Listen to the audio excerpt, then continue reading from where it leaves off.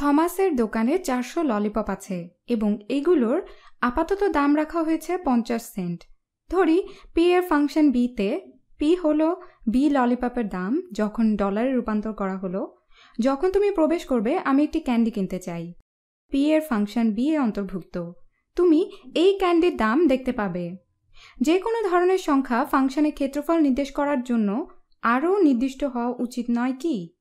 ক্ষেত্রফল হলো সংখ্যা যেটি দিয়ে ফাংশন বর্ণিত থাকে।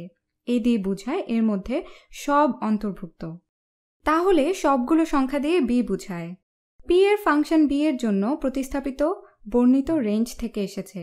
তো নিয়মিত প্রকৃত পূর্ণ সংখ্যা নিয়ে চিন্তা করা যাক। আমি 0 অথবা 1 অথবা 2 অথবা 4টি ক্যান্ডি কিনতে পারি। তুমি হয়তো 400টি ক্যান্ডি কিনতে পারো। কিন্তু আমি কি ক্যান্ডির 0.372 অংশ কিনতে পারি? কারণ এই দোকানটি মূলত ক্যান্ডির দোকান। তুমি একটি করে প্রতিটি ক্যান্ডি প্যাকেট করতে পারবে। তুমি হয়তো বলবে তুমি একটি ক্যান্ডির 0.372 অংশ কিনতে পারো না, অথবা তোমার একটির বেশি ক্যান্ডি আছে, অথবা তুমি একটি ক্যান্ডিও কিনতে পারছো না।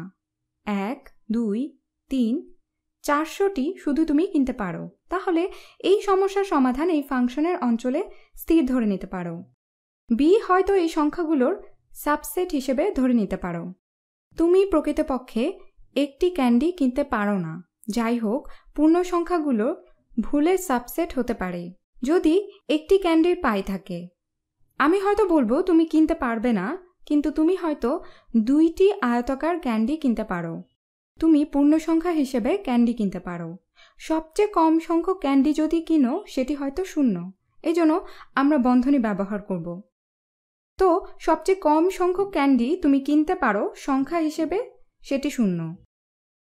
এখনও এখানে 400টি ক্যান্ডি আছে দোকানে, তাহলে 400টি ক্যান্ডি হবে সবচেয়ে বেশি, কারণ সুগার ক্যান্ডির সংখ্যা সবচেয়ে বেশি হলে 400 হবে।